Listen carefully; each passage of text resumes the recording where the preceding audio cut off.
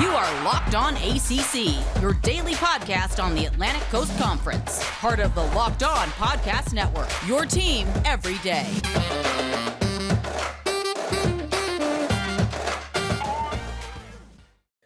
What's going on, everybody? Welcome to today's edition of Locked On ACC. I'm your host, Candace Cooper, joined for our Wednesday special with AJ Black from Locked On Boston College. We've got a great show for you today. You know it's Wednesday, so we give you those power rankings, a midday review. So let's get things going. AJ, I hope you've had a great weekend. I hope the power rankings have shifted just a little bit because we all know things are going crazy or maybe steady because we never have consistency on the coastal side.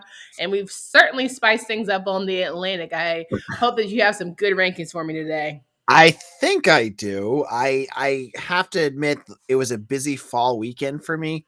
So my family, we crammed a whole bunch of everything possible fall in New England you can do. We did in one weekend. Apple picking, pumpkin picking, hay rides. We did it all.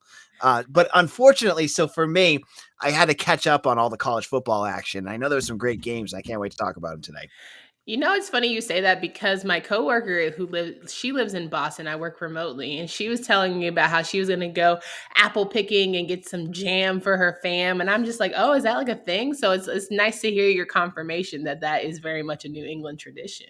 Apple picking is a big time thing up here. It's like from right around like mid-September to mid-October. Everyone does it. You go out, you get a bag, and you pay $25 to $30 to do their job for them. It's the biggest scam in the world, but it's fun. It's fun. Yeah, it's always good to spend time with family. So, as many of you know, unless you're coming back or you're here for the first time, we do our power rankings on Wednesday. We talk about the top 5, and then in the next we go to the guys who are, still struggling in that bottom half and sort of expectations moving forward heading into week 6. So, we'll get right into that. So, top 5, AJ. Love to start with number 5. Who you got going? Okay, so let's get the elephant in the room going right now. 5 for me is Boston College. Okay. I haven't had a chance to fully process this on Locked On ACC, but that game was rough.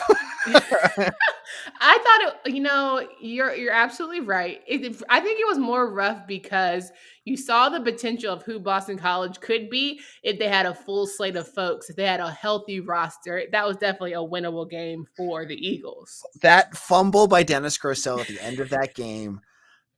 I mean, I'm a journalist, so I have to take my maroon and gold sunglasses off for that and say that it didn't completely rip my heart out. It sort of did still. Yeah.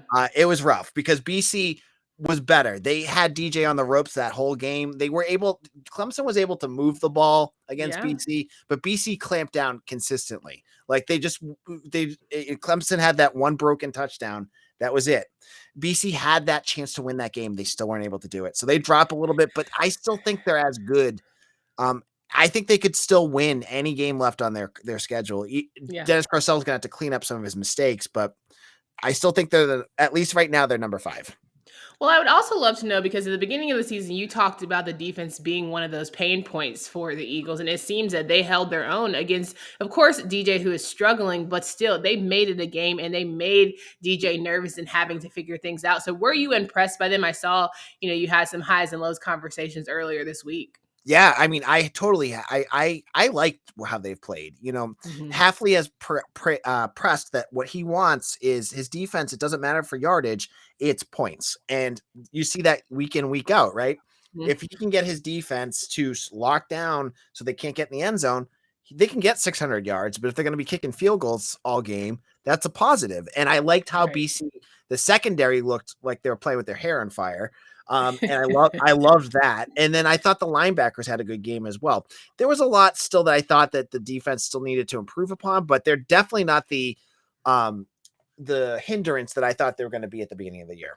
For sure. All right, number 4, who we got here in this slot? Well, we're continuing on the same game. We'll talk about Clemson. Deservedly so. Okay. Right.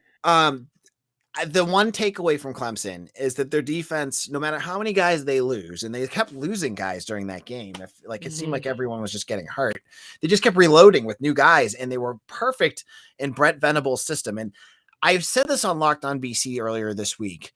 that people were crapping all over Dennis Grosel that you need to bench him. He's not a quarterback. He's not good. That Brent Venables is a pro. He's a college football coordinator. He's the best at his job. Right. And he could be a head coach anywhere at this point. And he was throwing stuff at Grosel that Grosel will never see again this year.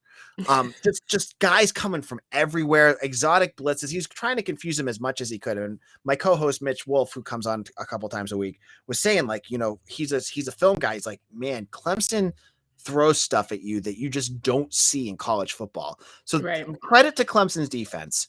That being said, if I could not watch Dabo Swinney whine for another quarter because he complained from the moment that pass interference, the roughing the passer play. There was one where it was clearly not a good call, but he then complained. He complained at halftime. He complained and complained and complained.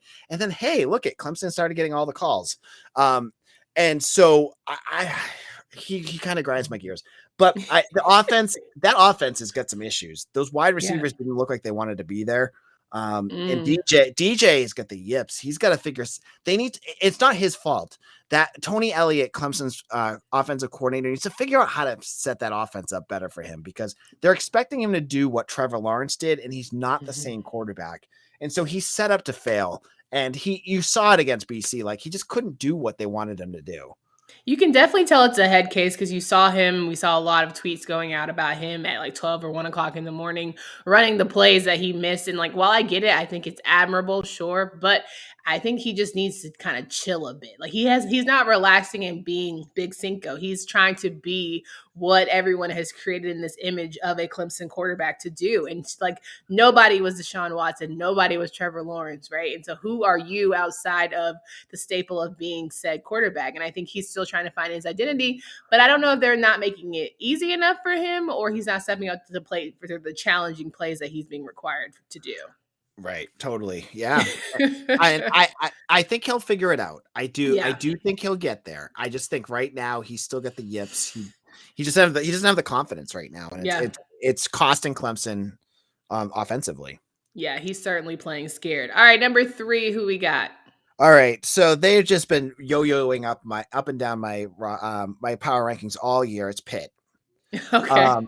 Because Kenny Pickett, I know you talked about it earlier. I think you guys talked about it earlier last week. The best quarterback in the ACC, it's Kenny Pickett. It's not. That's my pick right now. I joked on the YouTube channel. Follow Locked On ACC on YouTube if you get a chance.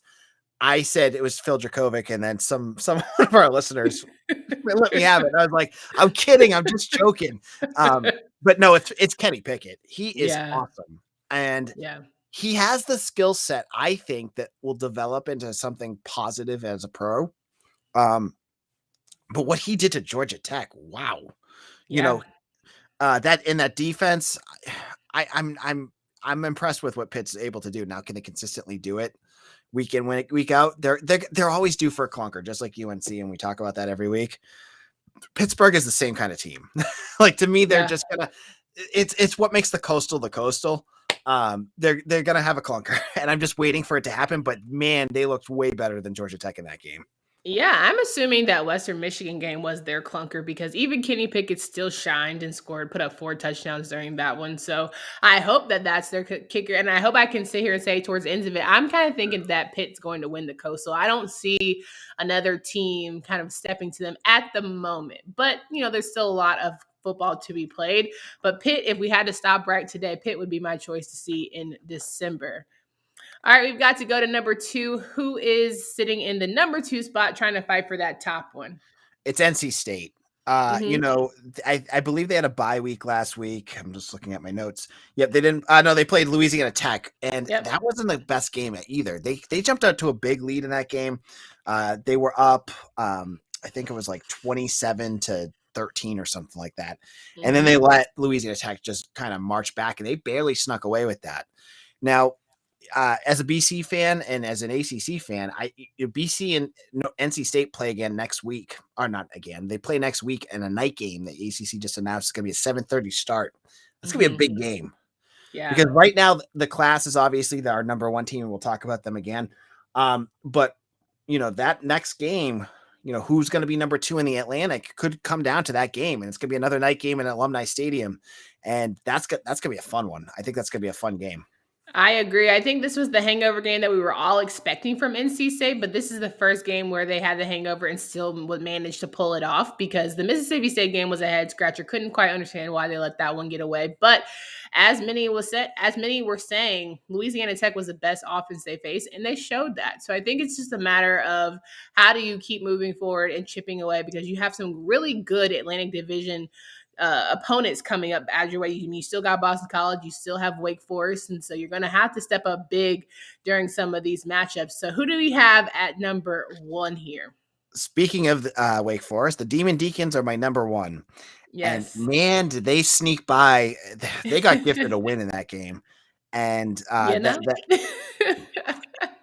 but hey, good teams win no matter what. So yeah, that's true. So 37-34, they snuck by Louisville, and there was that, controversial field goal call that Scott Satterfield was not happy about. As he shouldn't have been, because no. How did you find 3, 4, maybe 5, second? It was just, it was bad. But I think the Atlantic, not even just the Atlantic, the ACC is so wide open right now. You could make a case for like 7 teams winning the ACC. Like, you could say Clemson figures it out, they could win it. Wake could win it, but they could also fall apart. You could say Pitt figures it out and they win. And there's so many different variables that go into this. Wake is right now the best team, but I want to see that, they've also had, I think, the easiest schedule in the ACC. Kind of want to see them get challenged a little bit. I know Louisville's a pretty good squad, but I want to see them, I want to see them face Clemson. I want to see how they would do against a team like that. But it was a good win. I mean, it's a win. It's a win. Sam Hartman again did it, and Wake's 5-0, which I did not expect. And they play Syracuse this coming weekend at Syracuse, so they could go up 6-0. Even though Syracuse showed a strong showing against Florida State, so it'll be a good matchup. And then they play Army, so they could potentially go into playing NC State and Boston College undefeated. So that's something to consider. Maybe they'll be feeling themselves a little too much and haven't quite played like really stand-up defenses, or maybe they just can squeak one out against Army, let that one be their fall game, and we keep rolling. A lot to think about here. As you mentioned, there's so many cases we can make for so many various teams, but that's why we have some exciting things on the stretch, because you get to bet on all of these things, right? If you want to get in on the action and bet on ACC football this season, we strongly encourage you to go to BetOnline, the fastest and easiest way to bet on all sports. All of your favorite sports, football, basketball, boxing, right to your favorite Vegas casino games. Don't wait to take advantage of the amazing offers available for the 2021 season. Listen, with the new updated and interface, even more odds, props, and contests, BetOnline continues to be the number 1 source for everything ACC football. Head to the website or use your mobile device today to sign up. Receive 50% welcome bonus on your first deposit. Don't forget to use promo code LOCKEDON to receive your bonus. BetOnline, where the game starts. So we're rolling here with AJ Black from Locked On Boston College, and he is giving me that good news when it comes to the top 5 teams, but there's always some teams that are looking for improvement. So let's go through the bottom half of the list, starting at number 9. All right, so before I get started on this, fan bases out there that I put at the bottom and I make snarky comments about, I apologize in advance. I know there's a Miami fan out there that was really upset with some of our comments. I'm saying. That's okay. It's all love. I just want to know why he didn't add everybody else. Like, you could add, the entire group. Why add the girl? Why? I know why is it you? Because I missed what Drizzy Drake said, but I'm sure as a Florida State fan, he's been ripping on him. I know Kenton's been ripping on him. So Tyler Aki literally says every show that Manny Diaz should be fired. So I'm just wondering why me, but it's fine. I'll take it. As long as listen. Thank you for listening. Exactly. Keep listening to us. That's what makes a good podcast. It gets people to talk back to us. So anyways, number 10, sliding right down my scale again. This is a team that's still yo-yoing, is Georgia Tech. Yes. Oh, that was a wolf game for that Pittsburgh game was a wolf game for them. I just couldn't understand how you dominate Carolina in that fashion and then just squat one, lay an egg during that game this past weekend. And they luckily they get to lick. I think they get. Sorry. Like 52 points, you let up, your defense doesn't play well. They gotta beat Duke. And I think they're gonna beat Duke. But again, this is the ACC this year. Who the hell knows? Right? And You that's kind of absolutely don't know. And that's a little fun. Is it fun for you? absolutely. I Yeah. love chaos. It's so much more. This is so much more fun than watching Clemson's road to just annihilation. Like having them just Sure. run ragged through every team. Like every week is like, "Ooh, this is fun. This is something I didn't expect." And so Yeah. Georgia Tech, unfortunately, they're going to drop on that one. I mean, rightfully so, though, because you can't, again, dominate Carolina in that fashion and have, Jeff Sims and Jahmyr Gibbs in your arsenal and not be able to perform and stand up. And I think Pitt used the fact that people were saying this is the best defense they'll face as their advantage. They used as a chip on their shoulders, and they showed up, and they certainly showed out. But we got it. There's still teams that are worse. So number 11, who we got? So when you're making a power ranking, you see people online and they go to Pro Football Focus and they find their college football rankings. They're like, oh, this team is they're ranked third in pass efficiency, and that's not me. I don't do that. That's not my thing, and that's why I am where I'm at now. And people read my stuff is because I go with my gut. And you can love it, you can hate it. But number 11 for me is Syracuse, who had been playing well.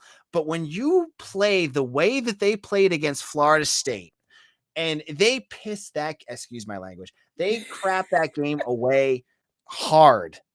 And Yeah. that was an inexcusable loss because there was so much slop in that game, so much bad football that they got to win games like that. And I watch it and I see what they did. And that's the type of they have the momentum going into that game. They just beat Liberty. It looked good. You had Sean Tucker playing well. And then all of a sudden you can't figure out how to snap the ball and get things going. It was just a mess. And so for me, they deserve to drop for losing to Florida State.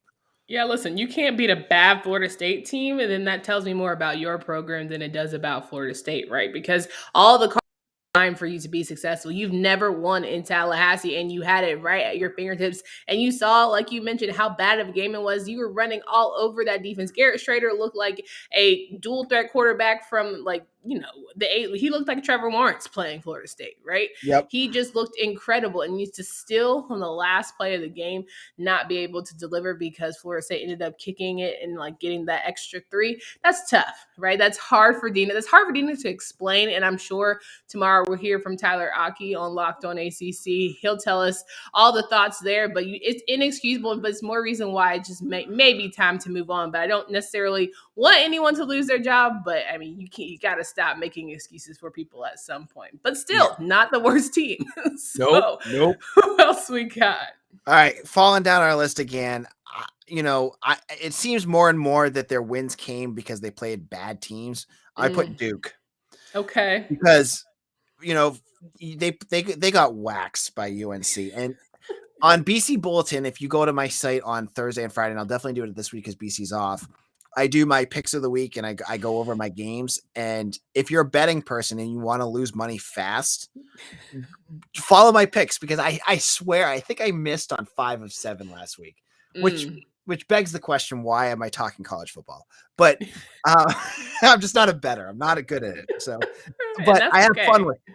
So I thought Duke would be able to at least kind of, it's a rivalry game. You throw spreads out the window when it's a rivalry game because teams, they find an extra gear and they are able to keep it. And that did not happen as they got plastered by UNC.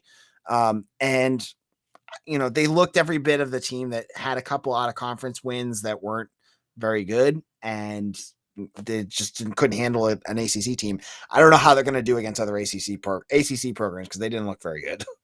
Yeah, it was pretty bad offensively for Gunnar Holmberg. I think, he finally got his first taste of conference play, and it was very much a non-warm welcome. But it says so much about the fact that they weren't feeding Mateo Durant. They were trying to make Gunnar look like a superstar with his arm, and that just wasn't, where he can thrive most. He didn't have enough time. He was getting rushed almost every single play, every single snap. And so to me, I'm like, how do you move forward? How do you try and beat a Georgia Tech? You beat up a Georgia Tech. That's what you do. You win games like that, a team that clearly shows you they're inconsistent as well, right? Losing to teams like was it NIU? And so then Mhm. you have an opportunity to stay. Like they, of course, they beat up on the team that you got smacked by, but they still also got thropped by Pittsburgh. This is just why the Coastal is crazy. So on any given day, the L crazy on Saturday. Who even knows how it's all going to play out? And they execute it, and then that's when we go to the X's and O's. Then we start having those coaches conversations, and I really do feel like it's Coach Cutcliffe's time to go. But that's just a whole nother conversation, and yet there's still teams that are worse. So please enlighten us. So let's talk. Number 13 is another coach that probably will end up going, and that's Manny Diaz at Miami. Well, let's get it going, because I Right, hope our friend please. is listening to this, because that was a game when you play UVA's defense, and UVA Yeah. can't stop anything, and you're only able to score 28 points with Tyler Van Dyke, excuse me, and that offense. That shows you where your program kind of is. And right now that means that they're not very good, because UVA is not very good. And they're good, but they're a one-dimensional team. Their offense, no defense. Yeah. Miami isn't very good on either side. And I just thought, you're the Hurricanes, and you want to be the class of the ACC. You haven't been it for about 20 years, but hey, you want to get that swagger back. You want to be, the cocky team in the ACC that comes out of the Coastal and beats up on teams. I haven't seen any of that this year. They got beat up badly by Michigan State, and I'll give them a mulligan on Alabama, because every team's going to get beat by Alabama. Right. But you go and you lose to UVA, that necessitates you going to the bottom of this pile. They deserve to be 13th, and that's where I put them. Listen, I want to have a more in-depth conversation, but I want to I want everyone to hear me clearly. Miami did this to themselves. We were sitting here talking about how Miami was going to be a contender in the coast. We said loud and clear that De'Aaron King was going to be one of the best quarterbacks. You all rushed him back from an ACL injury and had too high of expectations in that receiving core, right? And you expected somehow magically you were going to find a run game. And then Bubba Bolden and company were going to lead that defense to greatness. It has not happened. Manny Diaz is supposed to be the end-all be-all when it comes to defense. What are we seeing? They're getting run over time and time again. So I'm sorry that this is not what you wanted to hear, but you guys told us that you were great. You're the one who has the turnover chain and started the energy of making great plays. And yet you bring out the turnover chain when you are down 15 touchdowns. I don't understand it. Like, if you want the swagger, win the game. If you want the swagger and you want everyone to be talking high on you, do something worthy of making us talk great about you. It's not our fault. I can only talk about what I see. Like, literally only. But here we go. Preach. But I mean, I'm just saying, but I'm not just saying, but I'm just saying. So, like, I'm sorry if you're upset about it, but again, I'm so glad that you listened to us. Make sure you continue to do so. If you are a college football fanatic, even more so, you should hear the fact that we are ready to give you this great opportunity with Prize Picks, a daily fantasy made easy. Prize Picks is a leader in college sports daily fantasy. It offers more college football props than anyone in the world and offers all stars, players of the Power 5, as well as mid-major players you might never heard of. It offers any prop you can think of, from yardage to touchdowns, even interceptions thrown. Be sure to use promo code LOCKEDON, okay, if you want to get an opportunity to step to the game. Entries can be made in 60 seconds or less. It's that easy. You can download on the App Store or Google Play. Prize Picks is safe and offers fast withdrawals. So make sure you don't hesitate. Check out prizepicks.com. Again, use promo code Locked On or go to the App Store and download the app today. Prize Picks is daily fantasy made easy. This week, for a limited time, Built Bar is making sure that you guys are set with cookie dough chunk. If you haven't had some of the 9 delicious flavors, you are certainly missing out. If you haven't had the opportunity to get it, maybe you want to try a little mix to start. You can get 2 of each of the 9 flavors in one of Built Bar's mixed boxes. Not only are Built Bar flavors the best tasting, but they're healthy too. 17 to 18 grams of protein, up to 180 calories, only 45 grams of sugar, or 5 grams of net carbs. 9 amazing flavors, all tasty, all healthy. Order today and get your Built Bar, whatever you would like, they've got it for you. Go to BuiltBar.com, use promo code LOCK15. You'll get 15% off your first order. Again, use promo code LOCK15 for 15% off at BuiltBar.com. So we're rounding out the show here. I know is there a final team or was Miami There last? is. I haven't Okay, had I was about to the say, doing my math here, math's not my thing, but I figure we have one person who really needs to get that axe. So who is the worst team right now in the ACC? Florida State. Now they got their win, so credit to them. Sure. But it's not going to get much easier for them. They've got UNC coming up. They're gonna play UMass, and if they lose to UMass, I don't think they will.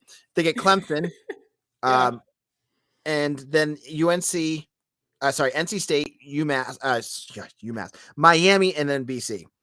And Florida. A lot of good teams in there. Yeah. There's a lot. They've got a tough schedule to round this out. I see one win going out. I mean, they're going to beat UNC. I mean, UMass, and I think that's it. I mean, I don't see them beating NC State. Maybe we'll talk about the Feather Bowl between them and Miami later on, where that's going to be rough. I think that's rough for anybody to have to witness at this stage of where both programs are at. I don't know if anyone's going to be running to the television to watch it, but at the same time, you got to play for pride at this point. Like, who wants to be Florida State and Miami? You're talking huge historic rivalries. That's even more than them and Clemson. It's Florida State and Miami, but these two programs need to figure it out, because right now it's a joke. It's going to be 12 o'clock on ESPNU right at this point. You know what I mean? Like no one's going to want to watch it because they're not playing very well, and I don't see Florida State doing much better. They got their win against Syracuse, and that's a nice win for them. And congratulations for getting their first win. But I just think their season's it's gonna get real tough real fast. They're 17-point underdog, I think, right now to UNC this weekend.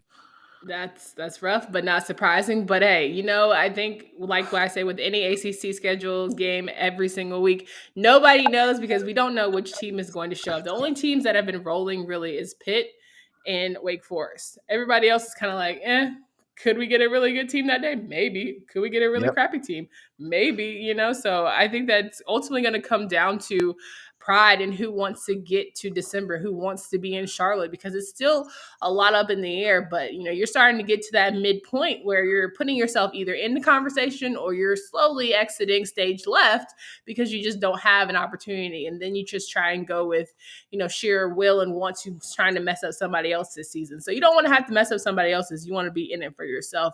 Well, I would love to end with, are there any teams that you're looking forward to watching this week? Or do you think there's anybody who has the highs and lows that you're expecting to kind of have a turnaround as we go into week 6? I'm really looking forward to Notre Dame and Virginia Tech, because I want to see what Virginia Tech is. They're one of those, just like basically every team in the ACC. I'm not sure what they are. And I think Notre Dame is still vastly overrated. They're 14th in the country, but I still think they're very beatable. And if Virginia Tech is a contender in the ACC Coastal, this is a game they could win. It's at home. It's going to be a 7:30 start. Lane Stadium is going to be nuts for this game. And we saw the Enter Sandman at the beginning of the season when they had that night game against Notre Dame. It's going to be crazy. They got to take advantage of this. This is a big game for them. They got to win this, and I think they could. So that's a big one for me.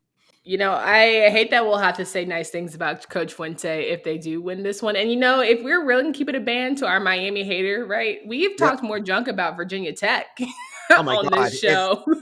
I don't ever want to meet Justin Fuente in a dark alley, because